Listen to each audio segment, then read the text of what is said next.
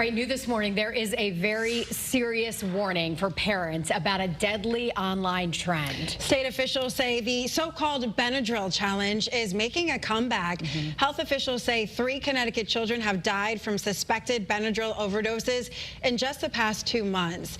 The new information coming from a statement from the Connecticut Office of the Child Advocate. The office hasn't said whether these recent deaths are directly linked to the social media challenge, but the agency says no matter the child's age, medication should always be locked away and never left in a bathroom cabinet or bedroom drawer. The Benadryl challenge is a social media dare that pushes kids to take excessive amounts of it in an attempt to hallucinate.